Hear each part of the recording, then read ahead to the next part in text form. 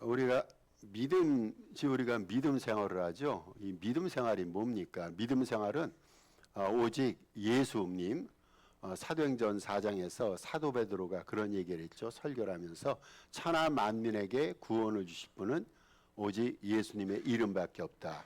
그 말씀을 의지해서 예수 그리스도를 온 천하에서 유일한 구세주로 믿고 섬기고 따르는 모든 일체적이며 총체적인 활동을 우리는 믿음 생활이라고 말합니다. 믿음 생활이라는 것은 우리의 생각 중에 이루어질 수 있고 우리 행위 속에 이루어질 수가 있어요. 믿음 생활이라는 것은 교회에서 이루어질 수 있고 교회 바깥에서 이루어질 수 있습니다. 삶의 현장에서 예수님만이 우리의 유일한 구세주다. 그 주님을 구세주로 고백하고 믿고 따르고 섬기는 모두의 일체의 활동을 믿음 생활이라 말합니다. 이거를 조금 더 우리가 구체적으로 한번 살펴보십시다. 우리는 분명히 예수를 믿어. 여러분 예수를 믿습니다. 예수 외에는 대안이 없어요. 예수 외에는 구세주가 없습니다. 오직 예수님만이 유일한 구세주가 되어서 우리는 그분에게 생명을 건단 말이죠. 그분에게 우리의 일생을 걸고 그분을 신뢰합니다. 그런데 구체적으로 예수님을 믿는다 그럴 때 도대체 예수님의 무엇을 믿습니까? 여러분 막연하게 예수를 믿어요. 근데 더 구체적으로 표현하면은 성경에서 우리가 그걸 얘기합니다. 우리가 예수를 믿는다 그럴 때 그분의 인품을 믿는 거야. 인품을. 저와 여러분 사이에 신뢰 관계가 있어요. 우리 서로 믿습니다. 여러분께서 저를 믿을 때 저의 외모를 믿습니까? 외모가 보잘것없기 때문에 믿을 만한 근거가 별로 없어요. 저 인품을 믿는 거예요. 그렇죠? 제가 여러분을 믿을 때 여러분의 인품이 진실무망하고 거짓이 없고 인품이 정말로 좋고 우아해서 그 인품을 볼 때 제가 감동을 받아서 그래서 믿는단 말이죠. 예수님을 믿는다 그럴 때 예수님의 인품을 믿는 거예요.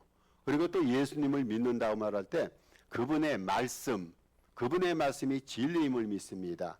예수님께서 계속해서 말씀하셨어요. 말씀으로 존재하신 분이 저와 여러분과 똑같은 육신의 몸을 입히고 이 세상에 오신 분이 예수님 아닙니까? 말씀이신 예수님께서 말씀하신 그 말씀은 모두가 진리임을 믿습니다. 한마디도 거짓이 없어요. 한마디도 예수님의 말씀 속에는 시행착오가 없이 그분의 말씀이 진리임을 믿는 거. 그러니까 그분이 말할 때는 은혜가 되는 거예요. 감동을 누리는 겁니다. 그래서 믿는다는 것은 예수님의 말씀이 진리임을 믿습니다. 또 한 가지가 있어요. 예수님을 믿는다 그럴 때 그분의 사역이 그분의 능력과 지혜 가운데 이루어졌던 실제 사건임을 믿습니다. 예수님께서 얼마나 많은 사건과 사연을 연출하셨어요. 인생들이 깜짝 놀랄 만한 아주 유력하고 우아하고 멋있는 일들을 많이 기적과 같은 초능력적인 일들을 예수님이 다 하셨는데 그것은 예수님이 가지신 지혜와 능력과 다르게 이루어진 이름을 우리가 믿고 예수님의 사역을 믿는 것이 믿음입니다. 그리고 또 한 가지가 있습니다. 그거로 오늘 여러분과 함께 말씀을 드리면서 은혜를 나눕니다. 우리가 주님을 믿는다고 말할 때 주님의 약속을 믿는 거야. 약속. 여러분 주님의 약속을 믿습니다. 그래서 예수님을 믿는다 그럴 때 구체적으로 예수님의 인품을 믿는 겁니다. 예수님의 말씀을 믿는 겁니다. 예수님의 사역, 능력 가운데 이루어진 사역을 믿는 거예요. 그리고 예수님의 약속을 믿는 겁니다. 여러분 이게 믿음이에요. 예수님을 믿는다 그럴 때 조금 구체성을 띠고 말씀드리지 않았습니까? 이게 성경에 나옵니다. 오늘 이 주님의 약속에 대해서 하나님의 약속들이라는 설교 제목을 여러분에게 내드렸어요. 여기에 대해서 함께 말씀을 논하는데 우리 하나님께서는 약속하시는 분이에요. 약속하시는 분. 굉장히 하나님은 약속을 많이 하셨어요. 그리고 하나님께서는 약속만 하실 분이 아니라 그 약속을 성취하시고 이루시는 분입니다. 그래서 우리가 하나님을 한마디로 오 주님은 약속하시는 분입니다. 그리고 당신이 약속하신 것을 이루시고 성취하시는 분입니다. 이렇게 하나님에 대해서 우리가 고백을 할 수가 있단 말이죠. 여러분 성경에 보면은요 하나님의 약속이 굉장히 많이 나와 있어요. 저는요 이런 식으로 성경을 연구하는 사람들 앞에 정말로 존경심을 표합니다. 어떤 사람이 성경을 연구했더니 하나님의 약속이 성경 규절에 1189장으로 되어 있어요. 신약 구약 합쳐서 그 1189장 안에 하나님의 약속이 몇 번 나왔냐면은 이거 시기도 힘들어요. 32,500번이 나왔어요. 여러분 집에 가셔서 성경 읽으면서 하나님의 약속에 대해서 한번 살펴보세요. 2,500개가 나옵니다. 그래서 우리가 성경을 이렇게 표현할 수가 있어요. 구약 성경, 여러분 영어 잘하시잖아요. 구약 성경을 영어로 Old Testament라 말하고 신약을 New Testament라 말하는데, 여기서 중요한 것은 Old, New는 다 알고 있어요.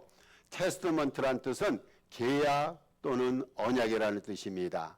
계약, 언약인데 이 언약이란 말의 뜻은요, 하나님과 인간 사이 약속이에요. 제가 여러분과 약속을 해요. 약속을 할 때 그냥 약속을 하십시다라고 말하지 언약하십시다 이렇게 말하지 않습니다.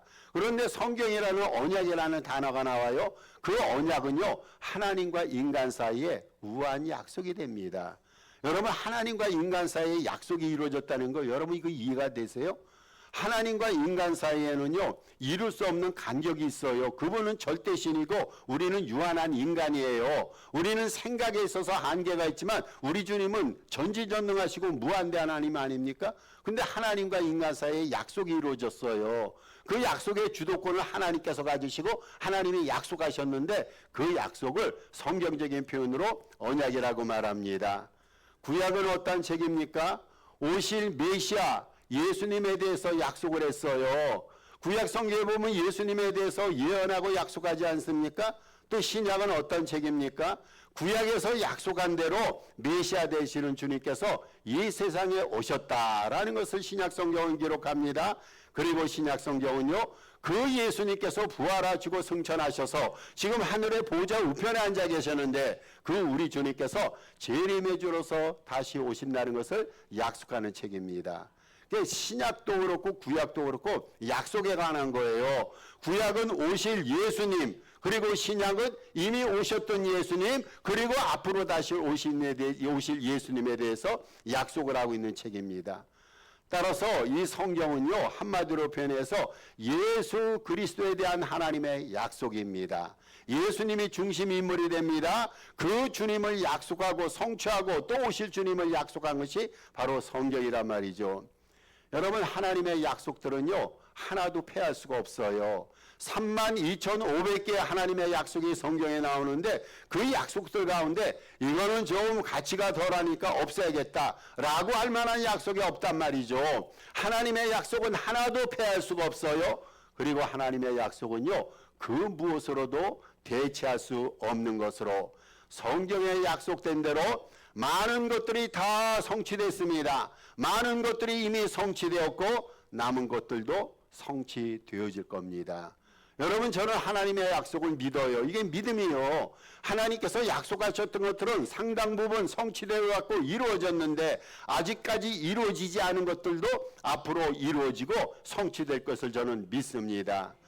이미 성취된 하나님의 약속들에 대해서 우리가 조금 살펴보십시다. 우리 하나님께서는 구약 성경에서 열왕기, 특별히 열왕기 상에 보면은 그런 약속이 있습니다. 하나님께서는 솔로몬에게 약속을 하셨어요. 어떤 약속을 하셨냐면은 이스라엘의 분열과 바벨론 포로와 귀환에 대해서 약속을 하십니다. 하나님께서 이스라엘 왕국이 분열될 것이다. 이거를 예언하시고 약속을 하셨어요. 여러분, 이 약속 들을 때 그때 듣는 당사자가 이 기분이 좋겠어요? 왕으로 있는데 앞으로 이 나라가 분열될 거라는 거예요. 이렇게 예언하고. 근데 그대로 이루어졌어요.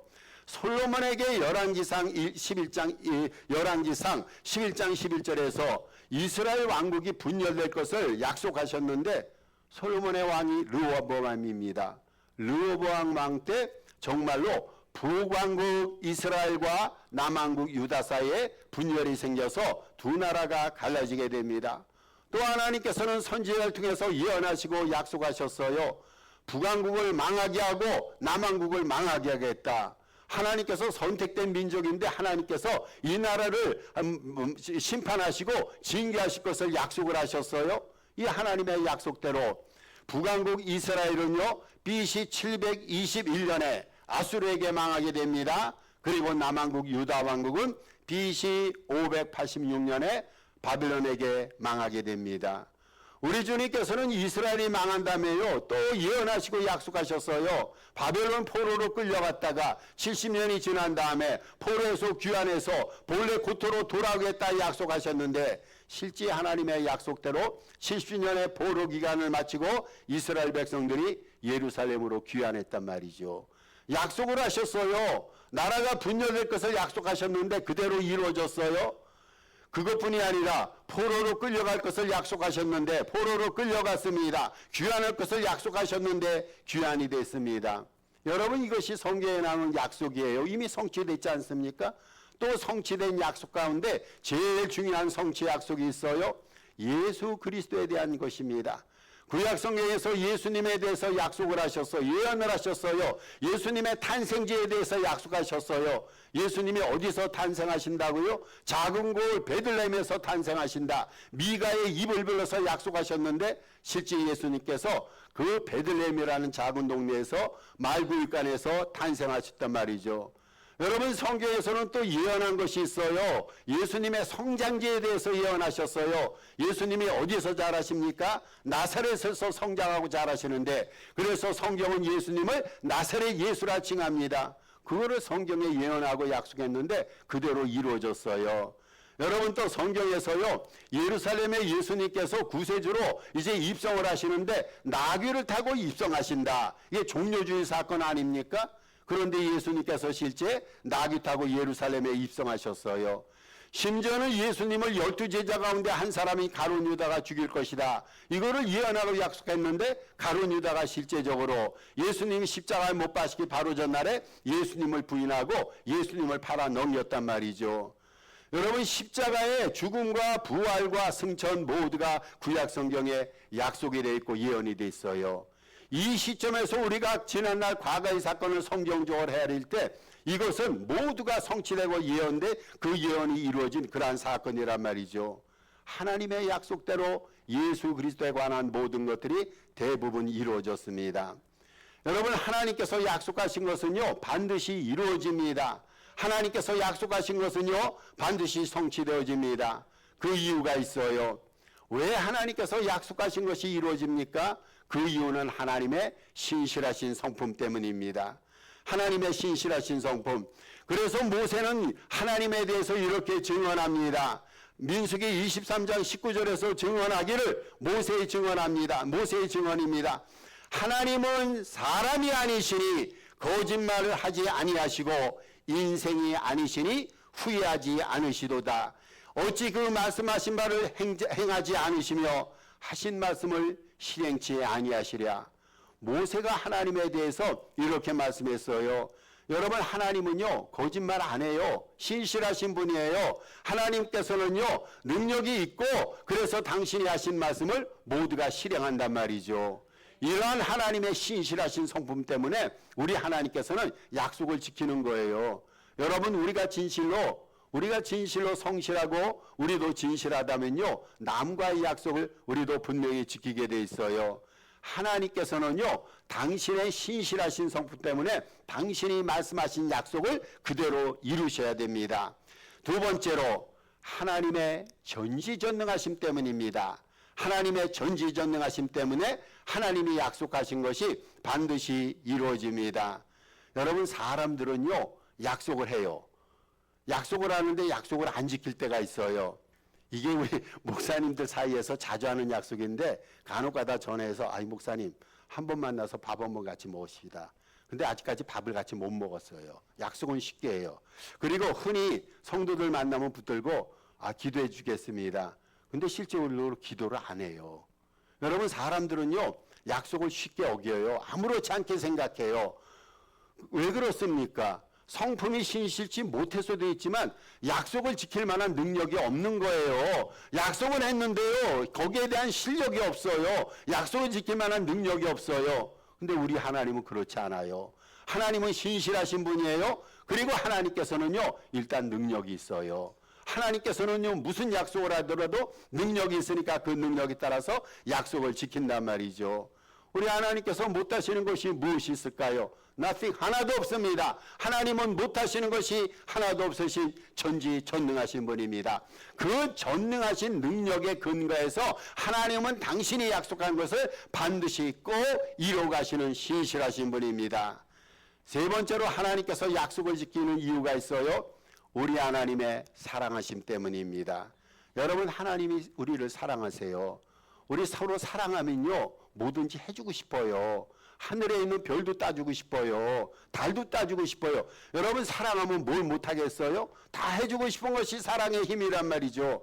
우리 하나님께서 우리를 그토록 사랑하세요. 하나님께서는 능력이 있으셔서도 약속을 이행하시고 하나님은 신실하셔서도 약속을 이행하시지만 무엇보다도 하나님께서 약속을 이행하신 것은 우리를 사랑하셔서, 여러분 우리를 사랑하셔서, 저는 이 하나님의 사랑을 생각할 때는요 자다가도 벌떡 일어날 수밖에 없어요. 하나님은 지금도 우리를 사랑하세요. 지난날도 사랑하셨어요. 앞으로도 사랑하실 것입니다. 우리를 사랑하시고 교회를 사랑하시고 교단을 사랑하시고 민족을 사랑하시기 때문에 그 사랑의 근거에서 하나님의 약속이 이루어지실 것이고 하나님의 약속이 제대로 이루어지기 때문에 우리는 잘 될 줄로 믿습니다. 여러분 우리 잘 될 거예요. 하나님 우리를 사랑을 애먹지 마세요. 염려 근심하지 마세요. 우리 잘 될 거예요. 하나님의 사랑을 우리가 확신하고 그 사랑의 범주 속에서 살아가는데 어떻게 우리 인생이 망하거나 소멸되거나 어떻게 우리 인생이 저하될 수 있을까요? 저는 잘 될 거고 여러분도 잘 될 거고 우리 교회도 잘 될 거고 모든 선교교회와 모든 교회들이 잘 될 줄로 믿습니다. 여러분 그것이 하나님의 사랑하심 때문이에요. 이렇게 우리 하나님께서는요 우리를 사랑하시고 신실하시고 능력이 많으셔서 우리와 더불어 한 약속을 반드시 지키시는 신실하신 하나님, 능력이 많으신 하나님, 그리고 약속을 온전히 지키는 사랑의 하나님이십니다. 하나님께의 약속은요, 하나님의 약속은 저한테 반드시 지켜지고 성취되어질 겁니다. 그러면 하나님의 약속들 가운데 대표적인 약속 세 가지를 살펴보겠습니다. 하나님의 약속이 32,500가지가 있다고 그랬어요. 대부분 다 이루어졌어요. 그런데 이루어졌으면서도 계속 이루어지는 과정 가운데 있는 그 약속들 가운데 세 가지 것을 살펴봅니다. 가장 대표적인 약속 세 가지. 첫째, 우리에게 성령을 보내주실 것을 하나님은 약속하셨어요. 여러분 이 사실 여러분 믿으시죠? 하나님의 약속이 우리 안에 성취되어 있어요. 근데 아직까지 성령을 못 받은 사람은 그 약속을 기다리는 거예요. 그 사람들도 이 약속을 성취받을 수가 있습니다. 사도행전 1장 4절에서 오늘 본문 말씀입니다. 사도와 함께 모이사 그들에게 분바에 이르시되 예루살렘을 떠나지 말고 내게서 들은 바 아버지께서 약속한 것을 기다리라. 하나님 아버지가 약속하셨는데 하나님께서 약속하신 것이 뭐라고요? 성령이라는 겁니다. 성령. 여러분 성령을 제자들에게 약속하셨어요. 예수님께서는 제자들에게 성령을 약속하시고 부활 승천하신 다음에 그 약속하신 성령을 보내주셨어요. 오순절날 이루어지지 않았습니까? 그 약속하신 성령을 우리 주님께서는 보내셨고 그래서 제자들은 그 성령을 은혜 가운데 받았단 말이죠. 여러분 성령은 무슨 영입니까? 성령은 영입니다. 눈에 보이는 육체가 아니라 성령은 영입니다. 성경은 성령을 가르쳐서 하나님의 영이라 말합니다. 그리스도의 영이라 말합니다. 그리고 진리의 영이라 말합니다. 여러분 성령은 오셔서 바깥에 거주하시는 분이 아니에요. 성령은 우리 안에 내주하십니다. 제 영혼 속에 계십니다. 여러분 영혼 속에 계십니다. 우리 교회 안에 계시고 우리 가정 속에 계십니다. 성령은 우리 안에서 우리와 더불어 역사하시고 활동하시는 내주의 영이 되십니다. 여러분 성령께서는 죄에 대해서 깨닫게 하는 거예요. 우리가 죄를 지면 성령께서는요 우리의 양심을 가동시키고 말씀을 생각나게 하셔서 죄를 회개하게 만드십니다. 성령은 우리를 의롭게 하시는 분입니다. 성령은요 심판에 대해서 세상을 책망하시는 분이다. 성경은 말합니다.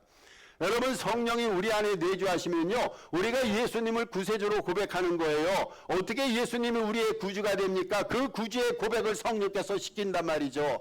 성령께서는 하나님을 우리의 아버지라 고백하고 부르게 만드는 거예요. 우리는 기도할 때 혹은 간증할 때 혹은 세상에서 하나님의 예수 그리스도의 은혜를 증가할 때 하나님을 아버지로 표현하곤 합니다. 어떻게 하나님이 우리 아버지가 되십니까? 아버지가 되실 수 있도록 성령께서 감동을 주시는 거예요. 여러분 성령님은요 예수님의 말씀을 기억나게 합니다. 생각나게 합니다. 그래서 우리로 하여금 말씀 안에 살도록 감동을 주시는 거예요. 성령께서는 말씀과 관련이 있으신 말씀의 저자가 아닙니까?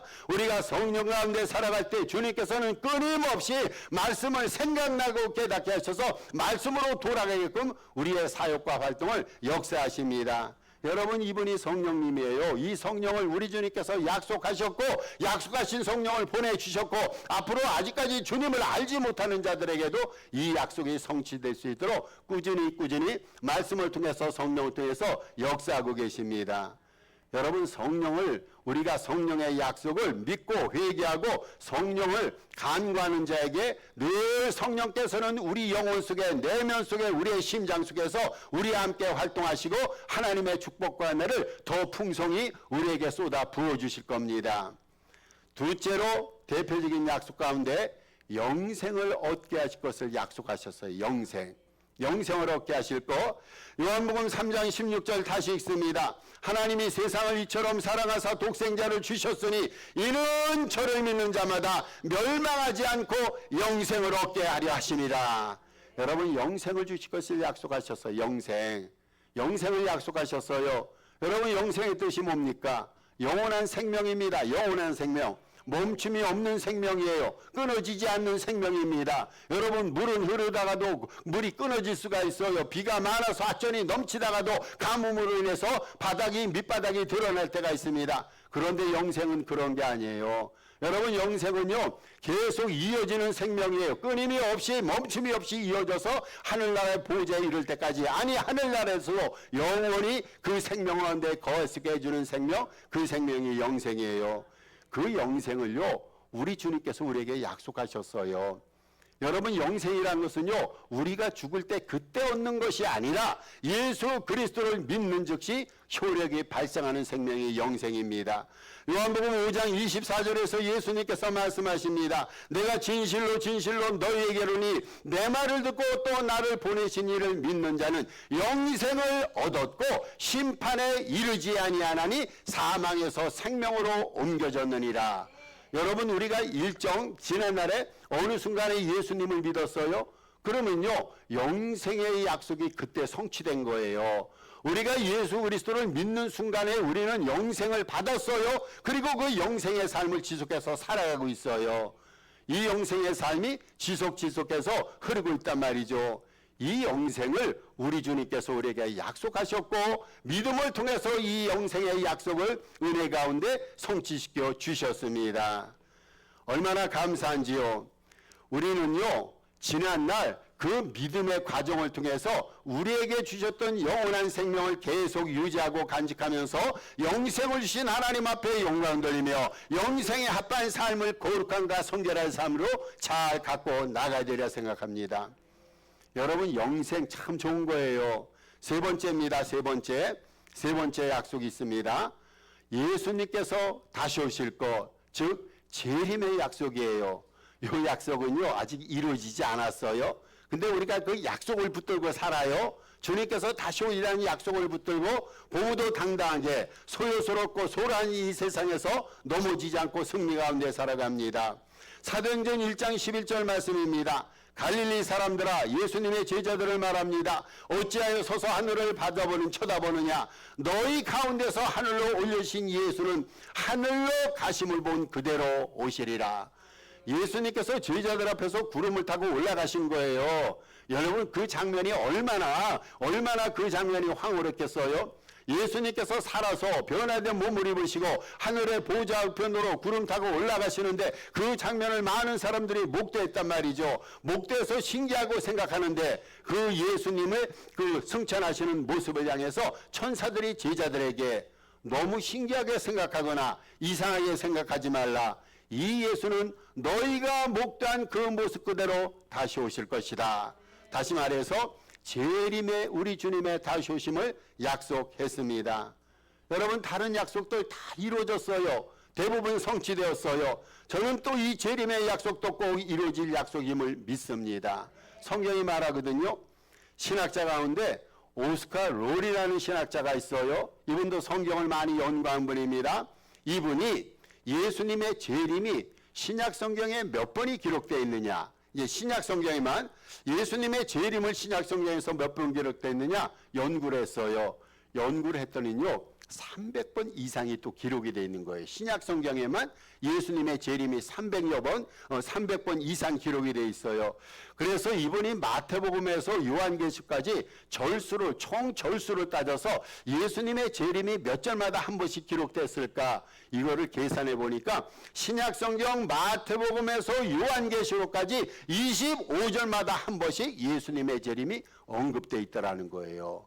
여러분 25절마다 한 번씩 예수님의 재림이 거기 나와 있다라고 말합니다. 여러분 예수님의 재림이 반드시 이루어질 거예요.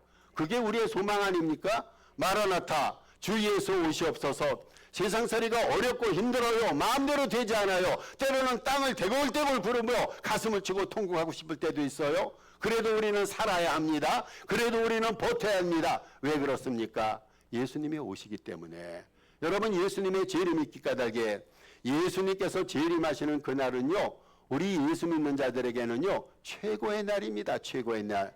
여러분 지금까지 우리가 하나님의 은혜를 많이 체험했어요. 좋은 거 많이 경험했어요. 어떤 사람은 더 큰 은혜를 간증으로 드러내는 분이 있습니다. 그런데요 정말 우리가 가장 아름답고 가장 최선의 것, 가장 좋은 것은 아직까지 받지 않고 있습니다. 그거를 재림의 때 우리 주님께서 우리에게 주실 거예요. 여러분 재림의 때 가장 황홀한 것, 우리가 지금까지 생각하고 예상했던 것을 초월하는 엄청나게 아름다운 최고의 것이 우리 각자를 향해서 예비되어 있는데 언제 그것이 우리에게 주어집니까? 예수 그리스도 재림의 때입니다. 그래서 예수님을 믿는 자들은요 예수 재림의 날이 최고의 날이에요. 그때는 선물을 받는 날이거든요. 그때는 엄청난 축복을 받는 날이군요. 반대로 예수님을 안 믿고 예수 그리스도의 재림을 믿지 않고 그 예언에 대해서 불신하는 자는 최악의 날입니다. 최악의 날. 왜 그렇습니까? 그날은 멸망의 날입니다. 지구가 멸망의 이상으로 개인이 멸망하는데 얼마나 엄청나게 무시무시한 멸망이 예약이 되어 있습니까? 예수님 재림의 날은 믿는 우리들에게는 최고 축복의 날이에요. 가장 가치 있는 날입니다. 그러면은 예수님의 재림에 대해서 우리는 어떠한 기대와 마음의 자세와 마음의 소원을 가지고 살아야 될까요? 주 예수의 오시옵소서. 예수 그리스도의 거룩함처럼, 예수 그리스도의 성결함처럼 오실 예수님을 기다리면서 우리도 성결하고 거룩하게 영혼의 옷단장을 하고 마음의 옷깃을 여기면서 예수님을 기다려가는 겁니다. 여러분 예수님의 재림을 고대하는 자는요 세상을 대충 살지 않아요. 세상에서 거짓말하지 않습니다. 남에게 해를 끼치며 살지 않습니다. 예수님의 영광을 희석시키며 살지 않습니다. 예수님의 재림을 고대하는 사람은 누구보다 깨끗하게 삽니다. 단장하게 삽니다. 신부가 신랑을 기다린 것 이상으로 거룩하고 깨끗하게 단장해서 오실 주님을 기다리며 그렇게 살아갑니다. 예수님의 재림은요 경건하고 성결한 삶을 살아가는 원동력이 됩니다. 여러분 우리가 어떻게 거룩하게 살 수 있을까요? 오시는 예수님 재림을 우리가 생각하면요 그날 그분 앞에 나갈 때 깨끗하고 성결하고 거룩하게 돼서 나가야 되지 않겠어요? 그래서 예수님의 재림을 기다리는 사람은요 늘상 말씀 가운데 삽니다. 기도 가운데 삽니다. 깨어 삽니다. 경성하며 삽니다. 죄 짓지 않고 아니 더 나아가서 하나님의 말씀을 신뢰하고 말씀을 실천하면서 말씀의 사람답게 살아갑니다. 여러분 이것이 예수님의 재림이 우리에게 가져다는 신앙의 고무적이고 장점의 요소들이 됩니다. 말씀을 결론 짓습니다. 이놈의 마귀는요 여러분 이제 마귀에 대해서 생각해 보세요. 마귀는요 하나님의 약속을 믿지 못하게끔 늘 마귀는 매사에 방해하는 거예요. 마귀는요 매사에 유혹하고 공작합니다. 예수 재림 없다는 거예요. 아니 하나님의 존재를 무시합니다. 하나님께서 신실하지 못한 분이고 그분은 뻥치 쉽게 변한 뻥 이런 식으로 해서 마귀는 계속해서 우리를 유혹하고 공작하고 방해합니다. 여러분 마귀는요 현실만 보기에요 보이는 현실이 다라는 겁니다. 그래서 현실적으로 누구보다 많은 것을 쌓으면 그것이 성공적인 인생이니까 그거 많고 엔조이 하라는 거예요. 복잡다단에게 눈에 보이지 않는 하나님 영 그런 거 섬기지 말고 과학과 기술의 시대에 따라서 편리하게 살아가라는 거예요. 마귀가 이런 식으로 우리를 공작합니다. 마귀는요 보이는 과학적인 것 기술적인 것 거기에서 검증 과정을 통한 것만이 그냥 그것만 엔조이하며 그것을 누리며 살라라고 말합니다. 여러분, 마귀는 이렇게 오늘날 우리를 유혹해요. 그런데 우리들은 주님의 약속이요, 이 땅에서도 반드시 이루어질 것임을 성취하며 주님을 기다리며 그분에게 영광을 돌리며 믿음 생활하며 은혜 가운데 살아갑니다. 사랑하는 성도 여러분, 주님의 약속하신 말씀 위에 굳게 서서 성령과 영생과 재림을 약속하신 우리 주님을 찬양하시기를 주님의 이름으로 축복합니다. 우리 주신 말씀 생각하고 3월 중에 기도 제목이 있습니다. 합심해서 한번